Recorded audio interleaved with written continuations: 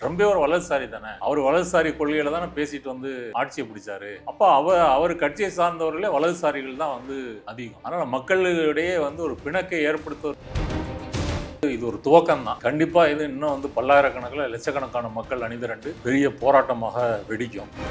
போராட்டத்தில் கலந்துக்கிட்ட மக்கள் என்ன சொல்றாங்க அப்படின்னா, பொருளாதார பிரச்சனையை தாண்டி சமூகம் சார்ந்த பிரச்சனை நிறைய இருக்கு அப்படின்னு சொல்றாங்க. என்ன சமூகம் சார்ந்த பிரச்சனை இருக்கு? ட்ரம்ப் வந்து இந்த மாதிரி பெங்குயின் இருக்கிற தீவுகளுக்கு வரி போட்டிருக்கிறாரு. அங்க மனுஷனே இல்லை. அப்ப என்ன பெங்குயின் தான் டாக்ஸ் கட்ட போதா? இது எவ்வளவு கேள்விக்குரியது. அப்ப இவங்களுடைய நோக்கம் வந்து என்ன? சீரியஸான ஒரு அப்ரோச் எதுவும் இல்லை. ஒன்று சொல்லிட்டா வந்து செய்யணும். செய்யும் போது கண்ணை மூடிட்டு அடிச்சு விட்டு. அமெரிக்கா முழுவதும் இவ்வளவு பெரிய போராட்டம் நடக்கும் போதும் டொனால்டு ட்ரம்ப் அவர்கள் வந்து கோல் விளையாண்டுட்டு இருக்காரு. இந்த ரோம் நகரம் தீப்பிடித்து எரியும் போது நீரோ மன்னன் பிடில் வாசித்தான்னு ஒரு கதை சொல்லுவாங்க இல்லையா, அந்த கதை மாதிரி தான் இருக்கு. அல்லது மோடி வந்து மணிப்பூர்ல கலவரம் நடக்குது, இவ்வளவு மக்கள் இறந்துருக்காங்க, மணிப்பூரை எட்டி பார்க்காம இங்க கும்பமேளாவுக்கு வந்து குளிச்சுட்டு போறாரு. இது எப்படி சொல்லுவீங்க? அதானியை காப்பாற்ற வேண்டும், அம்பானியை காப்பாற்ற வேண்டும், அவர்கள் நிறுவனத்துக்கு வந்து நம்ம பாதுகாப்பு ஏற்படுத்தணும். இந்த நோக்கத்துல தான் வந்து மோடி அரசு சிந்திக்கிறதே தவிர இந்திய மக்களை பற்றி அவங்க கவலை கொள்ள. இப்ப இந்த 8 லட்சம் கோடி வந்து எங்க போச்சு? யாருடைய இழப்பு? இதே மோடி வந்து போன பாராளுமன்ற தேர்தலில் வந்து ஒரு டிவிக்கு பேட்டி கொடுக்கும்போது மக்களை வந்து ஷேர் மார்க்கெட்ல வந்து இன்வெஸ்ட் பண்ண சொல்லி சொன்னாரு. ஞாபகம் இருக்கா அவங்களுக்கு? அமித்ஷாவும் சொல்லியிருக்காரு, எந்த நாட்டு பிரதமராவது ஷேர் மார்க்கெட்ல பணம் போடுன்னு சொல்லுவானா? நீதித்துறை நேயர்களுக்கு வணக்கம். இன்று நம்மோடு இணைந்திருப்பவர் இடதுசாரி செயற்பாட்டாளர் திரு நாதன் அவர்கள். சார் வணக்கம் சார். வணக்கம் அஜித். நலமா இருக்கீங்களா சார்? நலமா இருக்கேன். அமெரிக்காவில் வந்து அமெரிக்க அதிபரான டொனால்டு ட்ரம்ப்புக்கு எதிராக 50 மாகாணங்களில் அமெரிக்க மக்கள் வந்து போராட்டம் நடத்திட்டு இருக்காங்க. இந்த போராட்டத்தோட பின்னணி என்ன சார்? இந்த போராட்டம் வந்து திடீர்னு நடக்கலை. இது 150க்கும் மேற்பட்ட அமைப்புகள் வந்து ஒருங்கிணைத்து அவங்க தான் இந்த போராட்டம் வந்து நடத்தியிருக்காங்க. இந்த போராட்டங்கள் நீங்கள் சொன்னது போல் 50 மாநிலங்களில் 1200 முதல் 1500 இடங்களில் வந்து நடந்திருக்குது. அது Washington DC, Boston, Florida, Madison, Richmond, Raleigh, Portland, Manhattan, New York, அப்புறம் அலாஸ்காவில் கூட நடந்திருக்கு. அலாஸ்கான்றது யூஎஸ்க்கு மேலே கனடா இருக்குது. கனடாவினுடைய ஒரு விளிம்பில் தான் அலாஸ்கா இருக்குது. அங்கேயுமே போராட்டம் வந்து நடந்திருக்கு. சில இடங்களில் ஆயிரக்கணக்கான பேர், இன்னும் சில இடங்களில் பல்லாயிரக்கணக்கான பேர் அப்படி வந்து மக்கள் பங்கேற்றிருக்காங்க. அந்த போராட்டங்களில் அவர்கள் வைத்த முழக்கங்கள் இருக்கு இல்லையா, ஹேண்ட்ஸ் ஆஃப் டெமோக்ரஸி, ஜனநாயகத்தின் மீது கைகளை வைக்காதே, அதுதான் முக்கியமான முழக்கம். அப்புறம் சட்டவிரோத குடியேறிகள்னு சொல்லி மக்களை வெளியேற்றுவது, வரி விதிப்பு, இது எல்லாத்துக்கும் எதிராகவே வந்து முழக்கங்கள் போட்டிருக்காங்க. அப்புறம் ஃபெடரல் கவர்மெண்ட்டில் வந்து ஆட்குறைப்பு, அதை எதிர்த்து முழக்கம் போட்டிருக்காங்க. இப்படி வந்து அந்த முழக்கங்கள் இருந்திருக்குது. இது வந்து இந்த போராட்டம் வந்து ஜனவரி 20 வந்து ட்ரம்ப் பதவியேற்றதுலேருந்தே மக்கள் மத்தியில் இந்த பிரச்சனைகள் வந்து பேசப்பட ஆரம்பிச்சு. ஏன்னா அவர் பதவியேற்கும் முறையிலேயே அவர் வந்து சொல்லிட்டாரு, இதெல்லாம் பண்ண போகிறேன் அப்படின்னு சொல்லிட்டாரு. படிப்படியாக வந்து இல்லீகல் இமிகிரண்ட்ஸை வெளியேற்றுவது, அப்புறம் வரி விதிக்கிறது, அப்புறம் ஏப்ரல் 2 பல நாடுகளுக்கு வரியை உயர்த்தி இருக்கிறது. அப்புறம் வந்து இதனால் அமெரிக்காவில் ஏற்பட்ட நெருக்கடி, ஏற்றுமதி இறக்குமதி வந்து கொலாப்ஸ் ஆகிறது, விலைவாசி உயர்வு, பணவீக்கம், இப்படி பல காரணங்கள் வந்து இருக்குது. இதனால் வந்து உந்தப்பட்டு தான் மக்கள் வந்து அணிதிரண்டு வந்து இந்த போராட்டத்தை வந்து நடத்தியிருக்காங்க. இந்த போராட்டம் வந்து வன்முறை இல்லாமல் அமைதியாக தான் நடந்திருக்கு. சில இடங்களில் போலீஸோட தள்ளுமுள்ளுகள்லாம் இருந்தாலும் கூட பெரும்பாலான இடங்களில் வந்து அமைதியாக தான் நடந்திருக்கு. அந்த போராட்டத்தில் வந்து பார்த்தீங்க அப்படின்னு சொன்னால் எல்லா மக்களும் கேட்டிருக்கிறாங்க.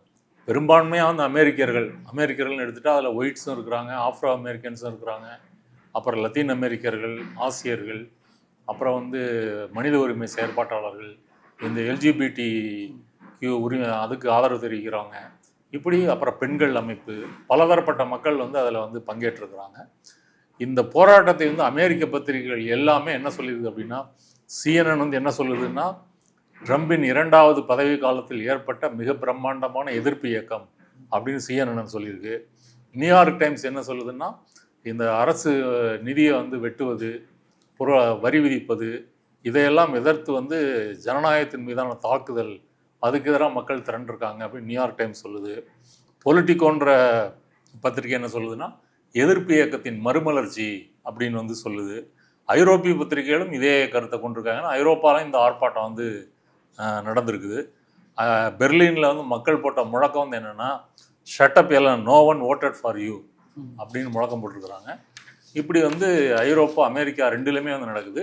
இப்போ சனிக்கிழமை நடந்தது, ஞாயிற்றுக்கிழமையும் நடக்குது. இப்போ இன்னும் கூட சில இடங்களில் வந்து தொடர்ந்து போராட்டங்கள் வந்து நடக்குது. அதனால் இது மீண்டும் வந்து இந்த போராட்டம் வந்து பெரிதாக வந்து வளருவதற்கு நிறைய காரணங்கள் வந்து இருக்குது. அதே மாதிரி வந்து போராட்டம் வந்து இது ஒரு துவக்கம்தான். கண்டிப்பாக இது இன்னும் வந்து பல்லாயிரக்கணக்கில் லட்சக்கணக்கான மக்கள் அணிதிரண்டு பெரிய போராட்டமாக வெடிக்கும். இப்போ இந்த மக்களுடைய முக்கியமான கோரிக்கை என்னென்னா, கவர்மெண்ட்டை வந்து எலான் மஸ்க் இந்த மாதிரி முக்கியமான பணக்காரர்கள் வந்து கைப்பற்றிட்டாங்க. அவங்க வந்து ஜனநாயகத்தை வந்து சிதைக்கிறாங்க. அப்புறம் சமூக சேவைகளை வந்து பாதிக்கிறது. இந்த மெடிக்கேட், சோசியல் செக்யூரிட்டி, பிற மக்கள் நலத்திட்டங்களை எல்லாம் வந்து ரத்து செய்கிறது, அதை எதிர்க்கிறாங்க. அப்புறம் குடியேற்றவாசிகள், சிறுபான்மையினர், அவங்களுடைய நலனை பாதுகாக்கணும் அப்படின்னு வந்து சொல்கிறாங்க. அப்புறம் பொருளாதாரம் மற்றும் ஜனநாயகத்துக்கு வந்து ஒரு நெருக்கடி ஏற்படுத்துவது, அதை எதிர்த்து வந்து போராடுறாங்க. இப்போ இதெல்லாம் கலந்து தான் வந்திருக்கு. இந்த போராட்டத்தை வந்து அணிதிரட்டிய அமைப்புகளில், முக்கியமான அமைப்புகளில் இன்விசிபிள்னு ஒரு அமைப்பு, இது 2017 துவங்கப்பட்ட ஒரு இடதுசாரி அமைப்பு. இது வந்து ட்ரம்புக்கு எதிரான போராட்டத்தை வந்து ஜனநாயகத்தை பாதுகாப்பது என்ற முறையில் இவங்க அணிதிரட்டியிருக்காங்க. அப்புறம் மூவ் ஆன் அப்படின்றது முற்போக்கு அரசியல் இயக்கம், இவங்களும் பெரிய அளவில் போராட்டங்களை வந்து ஒருங்கிணைச்சிருக்காங்க. அடுத்தது தேர்ட் ஆக்ட், இவங்க வந்து சீனியர் சிட்டிசன்ஸ் இருக்காங்க இல்லையா, அவங்கள அணிதிரட்டி அவங்களுடைய சமூக பாதுகாப்புக்காக குரல் கொடுக்கறது, இது அந்த அமைப்பு. உமன்ஸ் மார்ச்ன்றது பெண்களுடைய உரிமைகளை மையமாக கொண்டு அவங்க அணிதிரட்டியிருக்காங்க. அடுத்து ஹியூமன் ரைட் கேம்பெயின், இந்த LGBTQ+ அவங்க உரிமைகளை பாதுகாக்கிறதுக்கு அந்த அமைப்பு செயல்படுது. அப்போ சிகாகோ ஃபெடரேஷன் ஆஃப் லேபர் அப்படின்ற தொழிற்சங்கம் தொழிலாளர் நல உறுப்பினர்கள், தொழிலாளர் நலனுக்காக தொழிலாளர்களை அணிதிரட்டி வந்து போராட்டம் பண்ணியிருக்கிறாங்க. அப்புறம் Berlin Germany, Frankfurt Germany, Paris France, London வந்து UK, இப்படி எல்லா நாடுகள்லேயும் வந்து போர்ச்சுகலில் வந்து லிஸ்பன் நகரம், இப்படி எல்லா நாடுகள்லையுமே வந்து இந்த ஹேண்ட்ஸ் ஆஃப்ன்ற முழக்கத்தோடு வந்து போராட்டம் வந்து நடந்திருக்குது. லண்டனில் வந்து டம் ட்ரம்ப் அப்படின்னு மக்கள் வந்து முழக்கம் போட்டிருக்காங்க. இதுதான் வந்து இந்த போராட்டத்தினுடைய பின்னணி. இப்போ இதை பற்றி ட்ரம்ப் ஆதரவாளர்கள் என்ன கருத்து சொல்லியிருக்காங்க அப்படின்னு சொன்னால், ட்ரம்ப் என்ன சொல்கிறாரு, இது மருந்து மாதிரி, மருந்து எடுத்தால் நம்ம சொல்லுவோம் இல்லையா, மருந்து கசக்கும் அப்போ தான் நோய் குணமாகும், அந்த பாணியில் அவர் வந்து சொல்கிறார். நீண்ட காலத்தில் சரியாயிரும் அப்படின்ற மாதிரி சொல்கிறாரு. அப்புறம் இவங்கெல்லாம் இடதுசாரிகள், கம்யூனிஸ்டுகள், நம்ம ஊரில் அர்பன் நக்சல்னு சொல்கிற மாதிரி அந்த ரேஞ்சுக்கு அப்படி வந்து சொல்கிறது. எலான் மஸ்க் வந்து என்ன சொல்கிறாருன்னா, ஜனநாயக கட்சியினுடைய பில்லியனர்கள் தான் இந்த போராட்டத்தை வந்து தூண்டி விட்டுருக்குறாங்க அப்படின்ற மாதிரி அவங்க வந்து சொல்கிறாங்க. இப்போ குடியரசுக் கட்சி இந்த மாதிரி வாதங்களை எல்லாம் முன்வைத்தாலும் கூட உண்மையிலே அமெரிக்க மக்கள் திரண்டது என்றது அந்த பாதிப்புகளுக்கு எதிராக தான். ஏன் அப்படின்னு சொன்னால், இப்போ முதல்ல வந்து மக்களுக்கு பாதிப்பு, விற்பனையாளர்கள், இறக்குமதி செய்கிறவங்க, ஏற்றுமதி பண்ணுறவங்க, இவங்களுக்கு பாதிப்பு ஒரு புறம் இருக்கட்டும், ஆனால் முதலாளிகளுக்கே பாதிப்படைஞ்சிருக்குன்றதான் உண்மை. குறிப்பாக வந்து பங்கு சந்தைகள் இருக்கு இல்லையா, பங்கு சந்தைகள் வரலாறு காணாத அளவுக்கு அமெரிக்க பங்கு சந்தை வந்து சரிஞ்சிருக்கு, வீழ்ச்சி அடைஞ்சிருக்கு. ஏப்ரல் 3, 2025 வந்து S&P 500 வந்து கிட்டத்தட்ட 5% சரிஞ்சு 274 புள்ளிகளை வந்து இழந்திருக்குது. அப்புறம் வந்து டோ ஜோன்ஸ் இண்டஸ்ட்ரியல் ஆவரேஜ் வந்து 1279 பாயிண்ட் குறைஞ்சி 40,545 வந்து முடிஞ்சிருக்கு. இது மாதிரி இப்போ அமெரிக்கா முழுக்க இருக்கிற நாஸ்டாக் காம்போசிட், இப்படி பல பங்கு சந்தைகள், S&P 500 எல்லாமே வந்து மொத்தத்தில் இதனுடைய மதிப்பு வந்து பார்த்திங்கன்னா $6 ட்ரில்லியன் வந்து வீழ்ச்சி வந்து ஏற்பட்டிருக்குது. இது அமெரிக்காவில் மட்டும் இல்லை, உலகம் முழுவதும் இருக்கக்கூடிய பங்கு சந்தைகள், அது தென்கொரியாவாக இருக்கலாம், ஜப்பானாக இருக்கலாம், சிங்கப்பூராக இருக்கலாம், இந்த நாடுகளுடைய பங்கு சந்தையும் குறைஞ்சிருக்குது. ஆஸ்திரேலியா, ஐரோப்பா, இங்கேயும் பங்கு சந்தைகள் வந்து வீழ்ச்சி அடைஞ்சிருக்குது. இப்போ இதை வந்து நம்ம இந்திய மதிப்பில் சொல்கிறதா இருந்தால், இந்த பங்குச்சந்தை வீழ்ச்சி என்பது வந்து கிட்டத்தட்ட வந்து 2 லட்சம் கோடி ரூபாய், என்ன மொத்தமாக எடுத்துக்கிட்டிங்க அப்படின்னு சொன்னால் 5,15,000 கோடி ரூபாய் வந்து வீழ்ச்சி வந்து அடைஞ்சிருக்குது இந்த 4-5 நாட்களில். இதில் வந்து முக்கியமாக சிறு முதலீட்டாளர்கள் வந்து பாதிப்படைஞ்சிருக்கிறாங்க.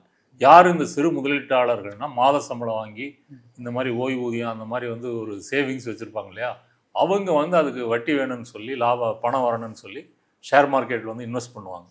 அவங்க வந்து அமெரிக்காவில் வந்து கிட்டத்தட்ட பங்குச்சந்தையில் 60% அவங்க தான் முதலீடு பண்ணியிருக்காங்க. அப்போ இந்த பங்குச்சந்தையின் வீழ்ச்சியில் வந்து பாதிக்கப்படுறதும் அவங்க தான். ஏன்னா தன்னுடைய மொத்த ஆயுள் வருமானத்தையும் அதில் இன்வெஸ்ட் பண்ணியிருப்பாங்க. இப்போ பங்குச்சந்தை வீழ்ந்துச்சு அப்படின்னு சொன்னால் அவங்களுடைய பங்குகள் வந்து மதிப்பிழந்து போயிடும். இது வந்து சிறு முதலீட்டாளர்களுக்கு வந்து ஆயிரக்கணக்கான டாலர்கள் இழப்பை வந்து ஏற்படுத்தியிருக்கு. அடுத்தது பெரிய முதலீட்டாளர்களுக்கு வந்து ஒரு நம்பிக்கையின்மை ஏற்படுத்தியிருக்கு. அவங்க வந்து இனிமேல் இங்கே இன்வெஸ்ட் பண்ணால் வந்து நமக்கு லாபம் வராது, அவங்க வந்து விலகிறாங்க. இப்படி வந்து நடந்திருக்குது. இந்தியாவில் கூட வந்து பங்குச்சந்தை வந்து வீழ்ச்சி அடைஞ்சிருக்குது. அடுத்தது வந்து பெரிய பெரிய நிறுவனங்கள் இருக்கு இல்லையா, இப்போ உதாரணத்துக்கு ஆப்பிள், நிவிடியா, அமேசான், மைக்ரோசாஃப்ட் இவங்க இந்த நிறுவனங்களுடைய பங்கு விலையும் வந்து சரிவை சந்திச்சிருக்கு. அப்புறம் வந்து ஆசிய உற்பத்தி மையங்களில் வந்து சைனா, வியட்நாம் அங்கெல்லாம் வந்து வரி போட்டதுனால செலவு வந்து இவங்களுக்கு அதிகமாயிருச்சு. இப்போ அவங்க பொருட்கள் அதிகம் விற்கணும் இல்லையா? அப்போ இந்த கம்பெனிகள் மேலே வந்து மக்களுக்கு வந்து ஒரு நம்பிக்கை இழப்பு ஏற்பட்டிருக்குது. அதனால் இந்த டெக்னாலஜி கம்பெனிகள் வந்து விழுந்திருக்கு. அடுத்தது சில்லறை விற்பனை செய்யக்கூடிய நைக்கு, வால்மார்ட்டு, டார்கெட்டு இந்த விநியோக சங்கிலி வந்து பாதிக்கப்படுறதுனால அவங்களுடைய விலைகளும் வந்து மதிப்பிழந்து போகுது அல்லது வீழ்ச்சி அடைஞ்சிருக்கு. டெஸ்லா கார் கம்பெனி மட்டும், எலான் மஸ்குடைய டெஸ்லா கார் கம்பெனி மட்டும் ஒரு நாளில் $125 பில்லியன் வந்து இழந்திருக்குது. அப்புறம் வந்து டெல்டா ஏர்லைன்ஸ் வந்து தனது லாபத்தை வந்து கணிசமாக வந்து இழந்திருக்குது. இப்படி மக்களுக்கு ஏற்படுறத ஒரு புறம் பார்த்தா முதலாளிகளுக்கும் நிறுவனங்களுக்குமே இந்த பங்குச்சந்தை வீழ்ச்சி என்பது ஒரு பெரிய அதிர்ச்சியை வந்து கொடுத்துருக்குன்னு. இதை ஒட்டி இன்னைக்கு வந்து ட்ரம்ப்கிட்ட வந்து ஒரு கொஸ்டின் கேட்டிருக்காங்க. அது வந்து உலக அளவில் வந்து பங்கு சந்தை வந்து சரிஞ்சாலும் அமெரிக்காவில் வந்து பணவீக்கம் எதுவும் இல்லை, வெளிநாடுகள்ல இருந்து பணம் வந்து அமெரிக்காவில் கொட்டுறதுனால விலைவாசி குறைவா இருக்குன்னு இன்னைக்கு பிரஸ் மீட் கொடுத்துருக்காரு. எந்த வெளிநாட்டுல இருந்து அமெரிக்காவில் கொட்டுறாங்க? ஒன்றும் கொட்டலை. இப்போ எல்லாமே இந்த ட்ரேடு வாரனால வந்து உலகமே வந்து ஒரு குழப்பத்திலையும் சிக்கல்லையும் வந்து மாட்டி இருக்குது. ஏற்றுமதி இறக்குமதி என்பது வந்து ஒரு பெரிய நெருக்கடியை வந்து ஏற்படுத்தி இருக்குது. ஏன்னா பதில் வரிகள் வந்து அவங்களுக்கு பரஸ்பர பதில் வரியும் மற்ற நாடுகளும் வந்து விதிச்சிருக்கிறாங்க. ட்ரம்ப் என்ன வரி விதிச்சிருக்கிறாரோ அதே அளவு வரி விதிச்சிருக்கிறாங்க. இந்தியா மட்டும்தான் விதிக்கலை. அதனால் இது மக்களுக்கு பாதிப்பு இல்லைன்னு அவர் சொல்கிறது வந்து பொய். அதுக்கு ஆதாரம் வந்து சொல்கிறேன். இப்போ வந்து மெக்சிகோ, கனடாவில் வந்து 25% டேக்ஸ் போட்டிருக்காங்க. இப்போ மெக்சிகோவிலேருந்து வரக்கூடிய பன்றி இறைச்சி, சீனாவிலேருந்து வரக்கூடிய கோழி இறைச்சி ரெண்டுமே 15% 20% வந்து விலை உயர்ந்திருக்கு. நீங்கள் 100 ரூபாய்க்கு கோழி வாங்கிட்டு இருந்தீங்க அப்படின்னு சொன்னால் நீங்கள் 120 ரூபா கொடுக்கணும். இது ஒன்று. அடுத்து காய்கறிகள் வந்து மெக்சிகோவிலேருந்து வருது. அதுவும் 10-18% வந்து உயர்ந்திருக்குது. அதன் பிறகு பழங்கள் பிரேசில், கொலம்பியாவில் வந்து வருது. ஆரஞ்சு, வாழைப்பழங்கள் அதுவும் வந்து 10% வரி விதிக்கப்பட்டதுனால 12% விலை வந்து உயர்ந்திருக்குது. அப்போ ஒட்டுமொத்த உணவுப் பொருட்களுடைய விலை உயர்வு சராசரியாக 10-15% உயர்ந்திருக்குது. இது வந்து ட்ரம்ப் வந்து பதவிக்கு வந்து வரி விதித்ததுக்கு பிறகு அப்போ வந்து சடனாக வந்து இந்த உணவுப் பொருள் வந்து உயர்ந்திருக்கு. அடுத்து எலக்ட்ரானிக்ஸு, லேப்டாப்பு, ஃபோனு அந்த பொருட்களை எடுத்துக்கிட்டிங்க அப்படின்னு சொன்னால் இப்போ சீனா, தென்கொரியாவுக்கு வந்து 34% டேக்ஸ் போட்டிருக்காங்க. அதனால் அந்த விலை வந்து உயர்ந்திருக்குது. மொபைல் ஃபோன் வந்து ஆப்பிள் வந்து அதனுடைய ஷேர் வந்து 9% வந்து சரிந்தாலும் ஐஃபோனுடைய விலை வந்து $50 $100 வரைக்கும் உயர்ந்திருக்குது. உதாரணத்துக்கு ஐஃபோன் 16 அடிப்படை மாடல் வந்து $799 இருந்தது. அது வந்து இப்போ 849 அல்லது $899 ஆகலாம் அப்படின்னு மதிப்பிட்டிருக்கிறாங்க. அப்புறம் டிவி, ஸ்மார்ட் வாட்ச்சு, லேப்டாப்பு எல்லாமே வந்து 10-15% வந்து விலை உயர்ந்திருக்கு. இப்போ $500 இருந்த ஒரு லேப்டாப் இன்னைக்கு வந்து $550 அல்லது $575 வந்து விற்கிது. அப்போ இந்த விற்பனையெல்லாம் வந்து குறைஞ்சிருக்குது. மக்கள் வந்து வாங்க முடியலை. அந்த வகையில் வந்து இந்த வரி விதிப்பு அமலுக்கு வருவதற்கு முன்னாடி இவங்க சூப்பர் மார்க்கெட்டுக்கோ மற்ற என்ன தமக்கு தேவையான சாதனங்களை வாங்குவதற்காக கடைகளை மொய்க்கிறாங்க. போய் வாங்கி வீட்டில் வந்து குவிச்சு வைக்கிறாங்க. எப்படி நமக்கு கோவிட் காலத்தில் வந்து இங்கே நம்ம மக்கள் வந்து அந்த மாதிரி பொருட்களை வாங்கி வீட்டில் சேமித்து வச்சாங்களோ அந்த நிலைமை இன்றைக்கி அமெரிக்காவில் வந்து நடந்திருக்குது. அதனால் மக்களை பொறுத்த வரைக்கும் அந்த நுகர்வோருடைய வாங்கும் திறன் வந்து குறைஞ்சிருக்குது. பணவீக்கம் வந்து 4% வந்து உயர்ந்திருக்குது. இப்போ Q2 வந்து 2025 வந்து இந்த பணவீக்கம் வந்து 5-6% இருக்கலாம் அப்படின்னு சொல்லி மதிப்பிட்டிருக்கிறாங்க. ஆனால் ட்ரம்ப் சொல்கிறது மாதிரி பணவீக்கம் வந்து இல்லை என்பது வந்து முழு பொய். பணவீக்கம் வந்து அதிகரித்திருக்கு. ஒரு சராசரி அமெரிக்க வீட்டுக்கு $7,300 கூடுதல் செலவு ஏற்படலாம் அப்படின்னு ஒரு ஆய்வு வந்து சொல்லுது.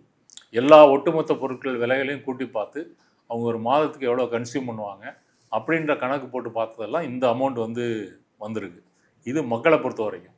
அடுத்தது அவர் சொல்கிற நிறுவனங்கள் வந்து பார்ப்போம். இது விற்கிறாங்க இல்லையா, இறக்குமதி செஞ்சு விற்கிறாங்க இல்லையா, அவங்க வால்மார்ட்டு, டார்கெட்டு போன்ற இந்த செயின் ஸ்டோர் வச்சுருக்கக்கூடியவங்க இந்த விலை உயர்வு அதிகமானதுனால நுகர்வோர் வந்து வாங்குறது வந்து குறைஞ்சிருக்கு. அவங்களுடைய லாப மார்ஜின் என்பது வந்து சரிஞ்சிருக்குது. சில சமயம் வந்து பொருட்கள் விலை அதிகமாக இருந்துச்சுன்னா அந்த பொருளை விற்காமலே வச்சிடுறாங்க. அதை வந்து அந்த கடையில் வைக்கிறதே இல்லை. ஏன்னா யாரும் வாங்க மாட்டாங்க. வாங்காத பொருளை எதுக்கு வைக்கணும் அப்படின்னு சொல்லி. அப்புறம் மேனுஃபேக்சரர்ஸ் எடுத்துட்டீங்க அப்படின்னு சொன்னால் அவங்க ஷேர் மார்க்கெட்டில் வந்து ஆப்பிள், நைக்கு, டெஸ்லா இதெல்லாம் வந்து சீனா, வியட்நாமில் வந்து உற்பத்தி செய்கிறாங்க. அவங்களுடைய பங்கு வந்து சரிஞ்சிருக்கு. அதாவது நைக்கினுடைய பங்குகள் 13%, டெஸ்லாவுக்கு ஏற்கனவே சொன்ன மாதிரி $125 பில்லியன் வந்து மதிப்பு வந்து இழந்திருக்காங்க. அப்போ இதனுடைய தாக்கம் வந்து என்ன ஆகுதுன்னா, இந்த பொருட்களுடைய விலை வந்து 15லேருந்து 20% வந்து உயர்ந்திருக்கு. இவங்க 2வது. 3வது இறக்குமதி செய்கிறாங்க இல்லையா, இம்போர்ட்டர்ஸ் வெளிநாடுகள்லேருந்து இறக்குமதி செய்கிறாங்க இல்லையா, இப்போ அவங்க அந்தந்த நாடுகளுடைய வரியை வைத்து தான் இதை வந்து கட்டிட்டு தான் இறக்குமதி பண்ண முடியும். பதில் வரி வந்து போட்டிருக்காங்க. அப்போ இவங்க வந்து 10லேருந்து 34% டேக்ஸ் வந்து அமெரிக்க இறக்குமதியாளர்கள் செலுத்த வேண்டியிருக்கு. அப்போ இதில் என்ன விளைவுன்னு கேட்டிங்கன்னா, சில இறக்குமதி நிறுவனங்கள் திவாலாகக்கூடிய நிலைமைக்கு வந்துட்டாங்க. அப்படி சில இது மூடுற நிலைமைக்கு வந்துட்டாங்க. சில நிறுவனங்கள் வந்து மாற்று சந்தைகளை தேடுறாங்க. இங்கே ட்ரம்ப் வந்து எங்கே வரி குறைவாக வச்சுருக்கிறாரு, அது எது பெரிய மார்க்கெட்டு, இப்போ இந்தியாவுக்கு 26% தான் டேக்ஸ் அப்படின்னு சொன்னால், சரி சீனாவோட கம்மியாக இருக்குது, இந்தியாவுக்கு ஏற்றுமதி செய்யலாமா, அப்படி இந்தியாவிலே வாங்குறதுக்கு யார் இருக்காங்கன்றது வேற விஷயம். இப்படி வந்து ஆல்டர்னேட்டிவ் தேடுறது வந்து இது பண்ணியிருக்காரு. ட்ரம்ப்புமே சொல்கிறாரு. என்னன்னா ட்ரம்ப் போட்ட வரி வந்து சீனாவில் வந்து 54%. அதே வரியை வந்து இப்போ சீனாவும் போட்டிருக்கு. இந்த வரியை நீங்கள் குறைக்கல அப்படின்னா நாங்கள் கூடுதலாக வந்து 50% வரி விதிப்போம், இல்லை அப்படின்னா மற்ற நாடுகளோட நாங்கள் ஏற்றுமதி வந்து செய்வோம்னு ட்ரம்ப் அவர்களும் அறிவிச்சிருக்காரு. மற்ற நாடுகள் தான் வரி விதிச்சிருக்கேன், என்ன பண்ணுவீங்க? எல்லா நாடுகளும் பரஸ்பர வரி விதிச்சிருக்காங்கல்ல. அதனால் இப்போ அமெரிக்கா வந்து தனித்து விடப்பட்டிருக்குது. சீனாவுக்கு நீங்கள் சொன்ன மாதிரி முதல்ல 34 போட்டாங்க, அப்புறம் 20 சேர்த்து 54% வந்து வரி வந்து உயர்ந்திருக்குது. இதனால் வந்து சீனாவினுடைய அமெரிக்க ஏற்றுமதி $500 பில்லியன் மேலே வந்து பாதிக்கப்பட்டிருக்கு.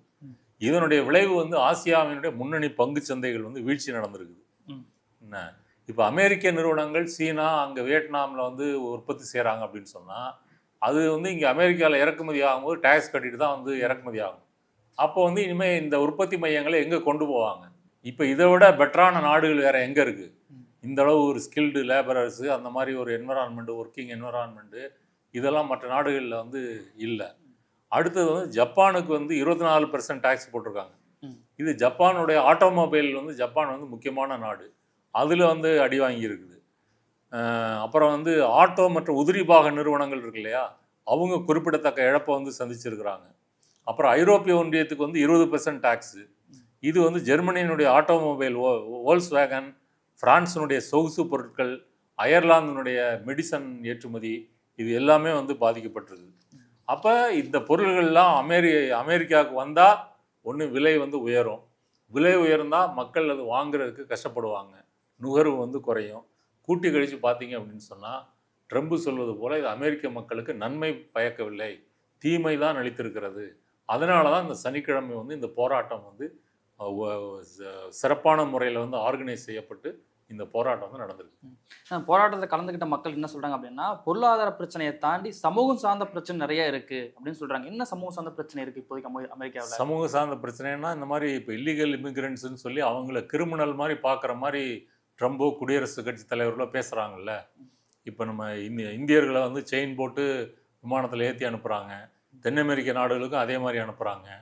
அப்போ அவங்கள பார்க்கும்போதே அவங்கெல்லாம் தீவிரவாதி, இங்கே வந்து சங்கிகள் வந்து எப்படி ஒரு முஸ்லீம்னாலே தீவிரவாதின்னு ஒரு நரேட்டிவ் செட் பண்ணுறாங்களோ, அதே போன்ற நரேட்டிவ் வந்து அங்கே வந்து செட் பண்ணுறாங்க.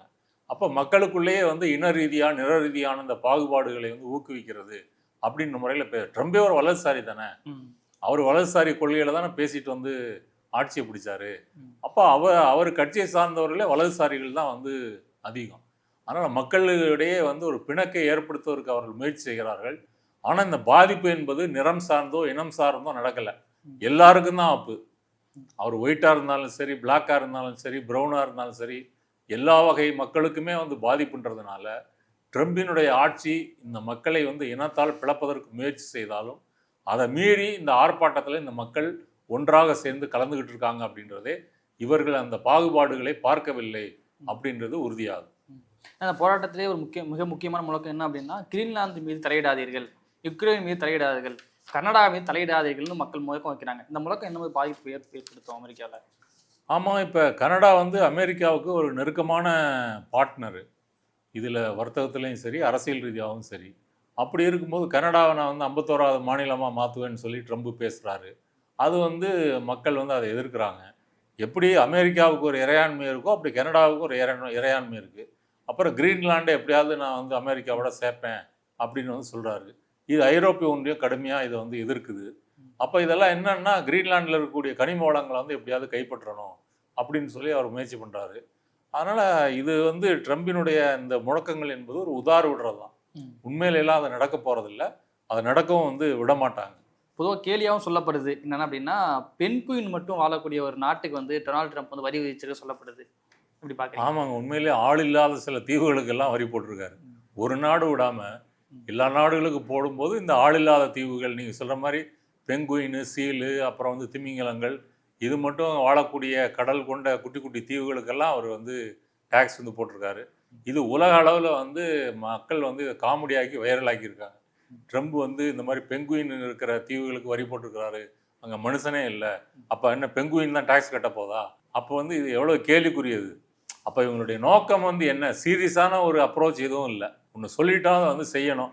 செய்யும்போது கண்ணை மூடிட்டு அடித்து விடு, ஒரு நாடு கூட விடக்கூடாது அப்படின்ற முறையில் தான் வந்து நடந்திருக்கு. இதை பல உலக தலைவர்கள் இதை வந்து கண்டிச்சிருக்காங்க.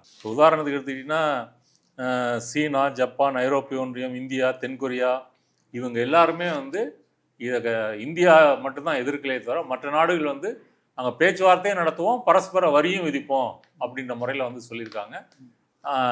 ட்ரம்ப் வந்து என்ன சொல்கிறாரு, இப்போவாது நீங்கள் எல்லாம் பேச்சுவார்த்தை வாரீங்களே, முன்னாடியே நீங்கள் வந்திருக்கலாம்ல அப்படின்ற மாதிரி அதில் வந்து கெத்து காட்டுறாரு. முன்னாடி வாரியா பின்னாடி வாரியான்னு பிரச்சனை இல்லை, நீ போட்ட வரிக்கு வந்து அவங்களும் திரும்ப வரி போட்டிருக்கிறாங்க. இப்போ பேச்சுவார்த்தைன்னு வந்தால் 2 பேரும் வந்து ஈக்குவல் பார்ட்னர்ஸாக தான் பேச முடியும். அதில் ட்ரம்ப் வந்து நாட்டாமை மாதிரி பேசினாருன்னு சொன்னால் அங்கே வந்து இந்த ட்ரேட் வார் வந்து முடிய போகிறதில்ல. அதான் அமெரிக்காவுக்கு மட்டும் ஆதாயம் தரக்கூடிய அளவுக்கு அவர் ஒப்பந்தங்களே போட முடியாது. இப்போ வந்து WTO இருக்குது, IMF இருக்குது, இது ரெண்டுமே உலக அளவிலான வர்த்தகங்களை முறைப்படுத்துவது, தனியார் மயம் தாராளமயத்தை ஊக்குவிப்பது அப்படின்ற முறையில் தான் வந்தாங்க. இப்போ அவங்க சொல்கிற அந்த விதிமுறைகளை கூட ட்ரம்ப் வந்து ஏற்றுக்கலை. இப்போ ட்ரம்ப் பண்ணியிருக்கிறது எல்லாமே அந்த WTO-னுடைய விதிகளுக்கு மாறானது. அப்போ WTO வந்து ஆரம்பத்தில் வந்து உலகத்தில் வந்து தனியார் மயம் தாராளமயம் உலக மயத்தை வந்து கொண்டு வந்து அதன் மூலம் வந்து சர்வதேச முதலாளிகள் வந்து லாபம் பார்ப்பதற்காக கொண்டு வந்தாங்க. இப்போ அந்த அமைப்பே கேள்விக்குரியதாக வந்து ட்ரம்ப் வந்து மாற்றிட்டாரு அப்படின்னு தான் வந்து சொல்ல முடியும். இப்போ ட்ரம்ப் வந்து இது பேசும்போது என்ன சொல்கிறாரு அப்படின்னா, பங்குச்சந்தை சரிவு வந்து தேவையான மருந்துன்னு சொல்கிறாரு. அப்புறம் வந்து நீங்கள் சில சமயங்களில் வந்து மருந்து எடுத்துக்கொள்ள வேண்டியிருக்கும் அப்படின்னு வந்து சொல்கிறாரு. இது வந்து ஒரு பொருளாதார புரட்சி, நாம் வெல்வோம் அப்படின்னு சொல்கிறாரு. அப்போ இந்த சீமான் மாதிரி மோடி மாதிரி வந்து ஒன்றுமே இல்லாமல் அந்த சவுடால் அடிக்கிறது இருக்கு இல்லையா, அதை மட்டும் தான் சொல்கிறாரு. ஆனால் களம் என்பது சூடாகவும் இவர் வரி விதிப்பினால் வந்து பாதிக்கப்பட்ட பிரிவை கொண்ட மக்கள் இருக்கிற இடமாகவும் தான் அமெரிக்கா வந்து இருக்குது. அந்த கொதிநிலை தான் இந்த ஆர்ப்பாட்டத்துக்கு வந்து காரணம். ஏன்னா இப்போ அமெரிக்கா டொனால்டு ட்ரம்ப் தேர்ந்தெடுக்கப்பட்ட போது அவருக்கு இருந்த ஆதரவு வந்து 47%. ஆனால் இந்த 3 மாத காலங்கள்லேயே அவருக்கான ஆதரவு வந்து 43% குறைந்திருக்குதா சொல்லி ராய்டர்ஸ் முகமை நடத்தின கருத்துக்கு இப்போ வந்து வெளியே வந்திருக்கு சார். ஆமாம், கண்டிப்பாக குறையும்ல. இப்போ ட்ரம்ப் பண்ணியிருக்கிற இந்த காரியங்களுக்கு எல்லாமே கண்டிப்பாக இது அமெரிக்க மக்கள் ஏன் ட்ரம்புக்கு ஓட்டு போட்டோம் அப்படின்னு மட்டும்தான் நினைப்பாங்க. அந்த அளவுக்கு அவர் வந்து சீரழித்திருக்கிறார். இது வந்து இப்போ இந்த ஹேண்ட்ஸ் ஆஃப்னு இந்த முழக்கத்தை முன்வைத்து போராடிய மக்கள் வந்து எல்லாருமே வந்து பல பிரிவுகள்லேருந்து வந்தவங்க தான். அதில் சில பேர் வந்து குடியரசுக் கட்சி சேர்ந்தவங்களும் இருக்கிறாங்க. அப்போ இந்த போராட்டங்கள் நடக்க நடக்க ட்ரம்புக்கு அழுத்தம் வருமா, ட்ரம்ப் தன்னுடைய ஸ்டாண்ட் பாயிண்டில் உறுதியாக இருப்பாரா, பின்வாங்குவாரா அப்படின்ற பேச்செல்லாம் இப்போ வந்து பத்திரிகைகளில் வாதிக்க ஆரம்பிச்சிட்டாங்க, ஊடகங்களில் டிவிக்கள் எல்லாம் வாதிக்க ஆரம்பிச்சிட்டாங்க. எப்படியும் வந்து ட்ரம்புக்கு வந்து ப்ரெஷர் வந்து அதிகமாகிட்டே தான் வந்து போகுது அப்படின்னு வந்து சொல்லலாம். ப்ரெஷர் அதிகமான பதவி விலக வாய்ப்பு இருக்குமா சார்? இல்லை, அவர் பதவியும் விலக மாட்டார். இது வரைக்கும் தான் செஞ்சது தப்புன்னு அவர் சொல்லலை.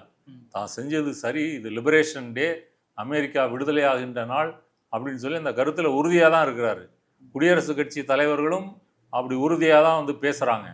ஆனால் களத்தில் வந்து இந்த மாதிரி கோளாறுகள் ஏற்பட்டு வந்து மக்கள் மத்தியில் வந்து அதிருப்தி என்பது பரவ ஆரம்பிச்சிருக்கு. இந்த அதிருப்தி இன்னும் வந்து அதிகரிக்க இந்த போராட்டங்கள் வந்து அதிகரிக்கும். இப்போ பிளாக் லைவ் மேட்டர்ஸ் வந்து போராட்டம் நடந்தது இல்லையா, அமெரிக்காவில் ஒரு இடம் விடாமல் நடந்துச்சு இல்லையா, அந்த மாதிரி ஒரு போராட்டத்தை நோக்கி வந்து அமெரிக்க மக்கள் போயிட்டு இருக்கிறாங்க. அப்படின்ற போது ட்ரம்ப் வந்து அதுக்கு பதில் சொல்லியே ஆகணும். நீங்கள் வந்து நான் இருந்ததில் உடம்புப்படியாக தான் இருப்பேன் அப்படின்னு சொன்னால் இந்த போராட்டங்கள் வந்து அடுத்த லெவலுக்கு போகும். நீங்கள் எவ்வளோ போலீஸ் வச்சு எப்படி கட்டுப்பாடு பண்ணுவீங்க? முன்னாடி வந்து வால் ஸ்ட்ரீட் போராட்டம் நடந்துச்சு இல்லை, வால் ஸ்ட்ரீட் முழுக்க வந்து மக்கள் கைப்பற்றி 99% we are 99%, they are 1% அப்படின்னு ஒரு முழக்கம் வச்சு நடத்தினாங்க இல்லையா, அது மாதிரி ஒரு போராட்டம் வந்து நடக்கும். இப்போ இவ்வளவு எதுக்குங்க, இப்போ எலான் மஸ்கினுடைய டெஸ்லா நிறுவனமே அந்த நிறுவனத்திலிருந்து போன கடிதம்லாம் இந்த விலைவாசி உயர்வு கம்பெனியை பாதிக்கும் அப்படின்னு தான் கவர்மெண்ட்டுக்கு தெரிவிச்சிருக்காங்க. இப்போ எலான் மஸ்க் கம்பெனிக்குமே வந்து ஆப்பு தான். இப்போ இருந்தும் எலான் மஸ்க் வந்து இதை வந்து ஆதரிக்கிறார். ஏன் ஆதரிக்கிறாருன்னு சொன்னால் அவருடைய கருத்து வந்து நீண்ட கால நோக்கத்தில் இதெல்லாம் சரி பண்ணிடலாம். ஆனால் குறுகிய காலத்திலேயே ஒரு வாரத்திலேயே இவ்வளோ குளறுபடி வந்துருச்சு அப்படின்னு சொன்னால் நீண்ட காலத்தில் அது எப்படி சரியாகும்? அதனால இது சரியாவதற்கான வாய்ப்பே இல்லை. இவ்வளோ போராட்டம் அமெரிக்கா முழுவதும் இவ்வளோ பெரிய போராட்டம் நடக்கும் போதும் டொனால்டு ட்ரம்ப் அவர்கள் வந்து கோல்ஃப் விளையாண்டுட்டு இருக்காரு. அது வந்து சர்வதிகார போக்காது இல்லை கண்டுக்க மாட்டாரா? அந்த ரோம் நகரம் தீப்பிடித்து எரியும் போது நீரோ மன்னன் பிடில் வாசித்தான்னு ஒரு கதை சொல்லுவாங்க இல்லையா, அந்த கதை மாதிரி தான் இருக்கு. அல்லது மோடி வந்து மணிப்பூரில் கலவரம் நடக்குது, இவ்வளோ மக்கள் இறந்துருக்காங்க, மணிப்பூரை எட்டி பார்க்காம இங்கே கும்பமேளாவுக்கு வந்து கங்கையில் வந்து குளிச்சுட்டு போகிறாரு. இது எப்படி சொல்லுவீங்க? அப்போ அதனால் இதெல்லாம் வந்து என்ன சொல்கிறது, மக்களை பற்றி எந்த அக்கறையும் இல்லாமல் அவங்களுடைய கஷ்ட நஷ்டங்களை பற்றி யோசிக்காமல் ஒரு சர்வாதிகாரிகள் வந்து என்றைக்குமே மக்களை பற்றி கவலைப்பட மாட்டாங்க. அவங்க ஜாலியாக தான் இருப்பாங்க. அவங்களுடைய சொந்த வாழ்க்கை என்பது ஜாலியாகவும் கேளிக்கைகள் நிறைந்ததாகவும் தான் இருக்கும். ஏன்னா ஜால்ரா போடுறதுக்கு ஒரு கூட்டம் இருக்கும். அதனால ட்ரம்ப் வந்து கோல்ஃப் விளையாடுறாரு. இந்த பக்கம் மக்கள் களத்தில் வந்து ஃபுட்பால் ஆடிட்டு இருக்காங்க. யாரை எதிர்த்து, ட்ரம்ப்பை எதிர்த்து வந்து ஃபுட்பால் ஆடிட்டு இருக்காங்க. கண்டிப்பாக கோல் அடிப்பாங்க. இவ்வளோ போராட்டம் நடக்கும் போதும் செனட் சபை உறுப்பினர் வந்து எந்த எதிர்ப்பும் தெரிவிக்காமல் இருக்காங்க. ஏன்னா உலகத்திலேயே மிக ஜனநாயகமான நாடு செனட்டு, அமெரிக்கா சொல்லப்படுது. ஆனால் இவ்வளோ பேர் போராட்டம் நடக்கும் போதும் செனட் உறுப்பினர்கிட்ட எந்த ஒரு எதிர்ப்பும் வரலையே. அது இல்லை, தனித்தனி உறுப்பினர்கள் தெரிவிச்சிருக்காங்க. அதில் ஜனநாயக கட்சி சேர்ந்தவர்கள், இப்போ இந்த போராட்டமே வந்து ஜனநாயக கட்சி தான் ஆர்கனைஸ் பண்ணிச்சு, அவங்க தான் ஃபண்டிங் கொடுத்துருக்காங்க அப்படின்னு தான் ட்ரம்ப் ஆதரவாளர்கள் வந்து சொல்கிறாங்க. அவங்க பேசாமல் இல்லை, 1-2 பேர் வந்து பேசத்தான் வந்து செய்கிறாங்க. வர இருக்கின்ற அந்த தேர்தலெல்லாம் கூட இதனுடைய தாக்கம் வந்து இருக்கும் அப்படின்ற மாதிரி தான் வந்து சொல்கிறாங்க. ட்ரம்பை பொறுத்த வரைக்கும் வந்து ட்ரம்போ எலன் மாஸ்கோ அவங்க வந்து இதில் வந்து பின்வாங்கிறதா வந்து இல்லை. ஆனால் மொத்தத்தில் வந்து இது அமெரிக்காவுக்கு வந்து ஒரு பெரிய இழப்பை ஏற்படுத்தி இருக்கிறது அப்படின்றது வந்து உண்மை. இப்போ நம்ம இந்தியாவை இதில் ஒப்பிட்டு பார்த்தீங்கன்னா இந்தியா வந்து இதில் மிக கடுமையாக வந்து பாதிக்கப்பட்டிருக்கு. இப்போ இந்திய பங்குச்சந்தையில் வந்து எடுத்துட்டிங்க அப்படின்னு சொன்னால் 6ஆம் தேதி 7ஆம் தேதி இந்த 2 நாட்கள் மட்டும் சென்சஸ் வந்து மும்பை பங்குச்சந்தை வந்து 4% வந்து குறைஞ்சிருக்குது. அப்புறம் வந்து நிஃப்டி வந்து 4.5% வந்து குறைஞ்சிருக்குது. அப்போ இந்திய பங்குச்சந்தையே வந்து ஒரு நாளில் வந்து 10 லட்சம் கோடியை வந்து தாண்டி வந்து இழப்பு வந்து நடந்திருக்கு. அப்போ இதுலேயும் சிறு முதலீட்டாளர்கள் வந்து பாதிக்கப்படுறாங்க. இங்கே வந்து மக்கள் வந்து பேங்கில் போட்டால் ஃபிக்ஸட் டெபாசிட்டில் வந்து வட்டி அதிகம் இல்லை, அப்போ நம்ம ஷேரில் போடுவோம், மியூச்சுவல் ஃபண்டில் போடுவோம்னு சொல்கிறாங்க. அது எல்லாமே வந்து அடி வாங்கியிருக்கு. இப்போ இந்த 2 நாளில் மட்டும் 20%க்கு மேலே வந்து பங்குச்சந்தை வந்து மொத்தமாக வந்து வீழ்ச்சி அடைஞ்சிருக்குது. இல்லை, சிறு முதலீட்டாளர்கள் வந்து 40% 50% வந்து முதலீடு போட்டிருக்காங்க. அவங்களுடைய இழப்பை வந்து நீங்கள் கணக்கெடுத்தீங்கன்னா 6லேருந்து 8.5 லட்சம் கோடி. அப்போ மோடியினுடைய இந்த பிரச்சனைக்கு வந்து நாட்டையும் பொருளாதாரத்தையும் தயார்படுத்தாமல், அமெரிக்காவை எதிர்க்காமல், நீங்கள் எதிர்த்தாதான் அவனும் நெகோசியேஷன் வருவான். நீங்கள் எதிர்க்கலைன்னா அவன் தான் உங்களை கண்ட்ரோல் பண்ணுவான். இன்றைக்கும் அந்த மக்கள் வந்து 8.5 லட்சம் கோடி இழந்திருக்காங்கன்றது ஒரு சாதாரண தொகையா? பெரிய தொகை இல்லை. கொரோனா காலத்தில் வந்து நமக்கு வந்து எவ்வளோ இழப்பு ஏற்பட்டதோ அதை விட அதிகமான இழப்பு வந்து இப்போ ஏற்பட்டுருக்குது. அப்போ மோடி வந்து அமெரிக்காவிலிருந்து இறக்குமதி செய்கிற பொருட்களுக்கு வந்து வரியை குறைச்சிருக்கிறார். மற்ற நாடுகள்லாம் வரியை கூட்டுது, இவர் வந்து வரியை குறைச்சிருக்கிறார். ஏன்னா நாங்கள் வந்து டிப்ளமேட்டிக்காக அவங்களோட பேச்சுவார்த்தையில் ஈடுபடுறோம், அதில் ஈடுபட்டு நாங்கள் வந்து சரி பண்ணிடுவோம்.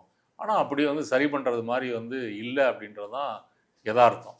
ட்ரம்ப்புமே தான் சொல்கிறார், நான் வந்து இந்திய பிரதமரோட பேசி முடிவுக்கு வந்துட்டு தானே சொல்கிறாரு. எப்படி இந்தியா வந்து எதிர்ப்பு தெரிவிக்கும் இதில்?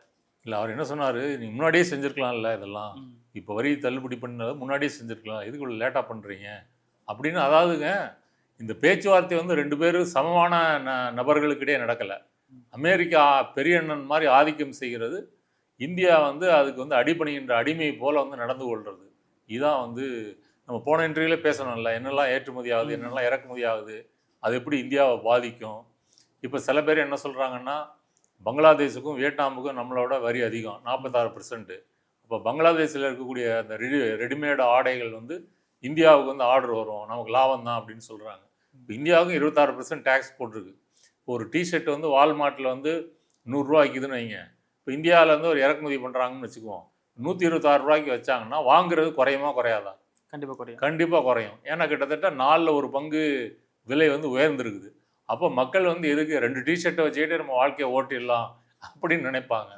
அதனால் வந்து இந்தியாவிலும் பல விதங்களில் இது வந்து பாதிப்பு ஏற்பட போகிறது.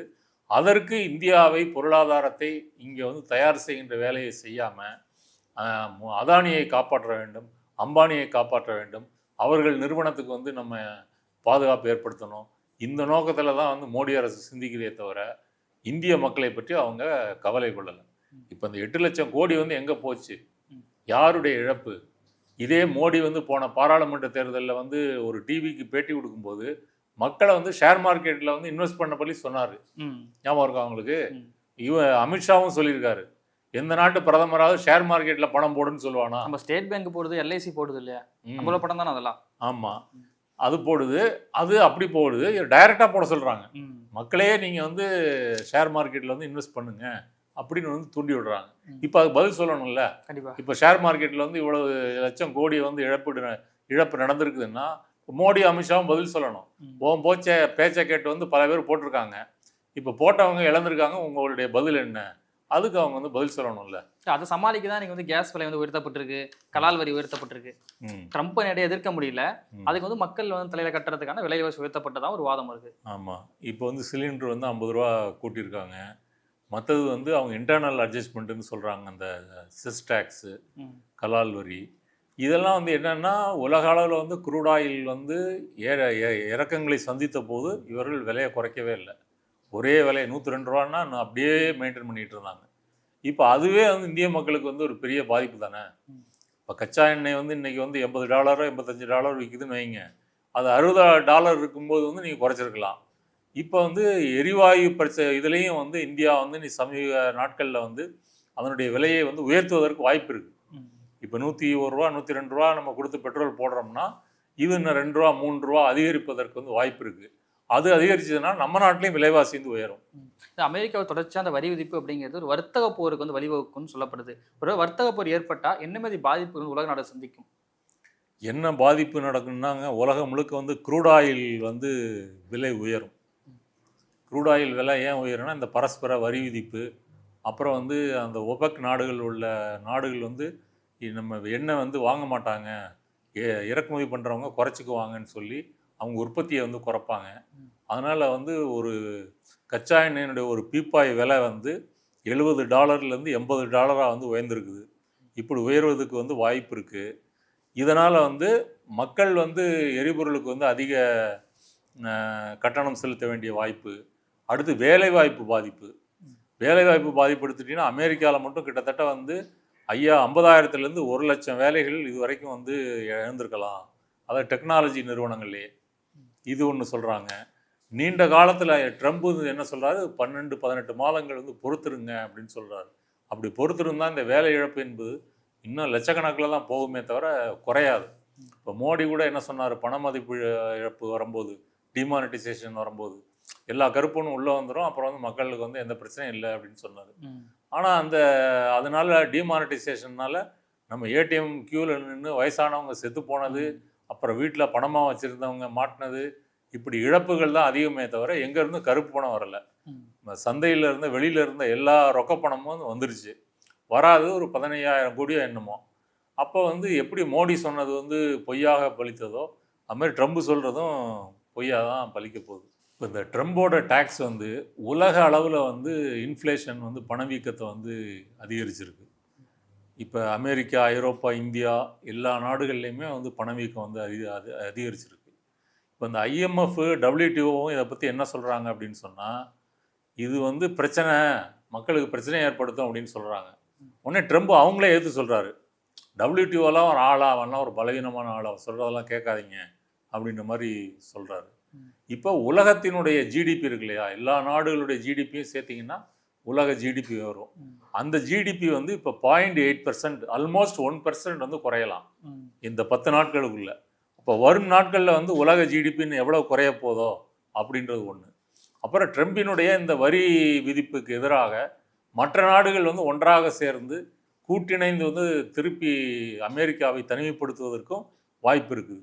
அதற்கான முயற்சிகளும் வந்து நடக்குது. இப்போ சீனா, ஐரோப்பிய ஒன்றியம், ஜப்பான், தென்கொரியா, இந்த நாடுகள்லாம் இருக்கு இல்லையா, அந்த ஐரோப்பிய நாடுகள், அப்போ இவங்கெல்லாம் ஒன்றா சேர்ந்து நமக்குள்ளே வியாபாரம் வச்சுக்கலாம், நமக்குள்ளே வேற இப்படிலாம் அவங்க பேச ஆரம்பித்தாங்கன்னா அது அமெரிக்காவுக்கு தான் வந்து பிரச்சனை. ரெண்டாவது ரீஜனல் வைஸ் கூட இந்த நாடுகள் சேரலாம். இப்போ சைனா, ஜப்பான், தென்கொரியா 3 சேரலாம். இப்போ இந்தியாவும் சைனாவும் சேரலாம், இந்தியாவும் தென்கொரியாவும் சேரலாம். இப்படி அந்தந்த பிராந்தியத்தில் 2-3 நாடுகள் சேர்ந்துக்கிட்டாலே அது அமெரிக்காவுக்கு வந்து பிரச்சனை தான். வருங்காலத்தில் வந்து இந்த முயற்சிகள் வந்து நடக்கும். இப்போ ஒட்டுமொத்தமாக பார்த்தீங்கன்னா ஷேர் மார்க்கெட்டு வீழ்ச்சி, அப்புறம் வந்து எரிசக்தி விலைகள் வந்து உயர்ந்திருக்கு, பண மதிப்பு அதிகரிச்சிருக்கு, விலைவாசி உயர்வு அதிகரிச்சிருக்கு, வேலை இழப்பு அதிகரிச்சிருக்கு. இது அத்தனையும் வந்து உலகம் முழுவதும் நடப்பதற்கு ட்ரம்ப் என்ற ஒற்றை சர்வாதிகாரி தான் காரணம். இன்னைக்கு அமெரிக்காவில் எழுந்த போராட்டம் நாளைக்கு உலகம் முழுவதும் வந்து அமெரிக்காவுக்கு எதிராக நடப்பது உறுதி. ஓகே சார், இவ்வளோ நேரம் எங்கள் நிகழ்வில் கலந்து கொண்டு கருத்துக்களை பயந்தமைக்கு நன்றி சார். நன்றி.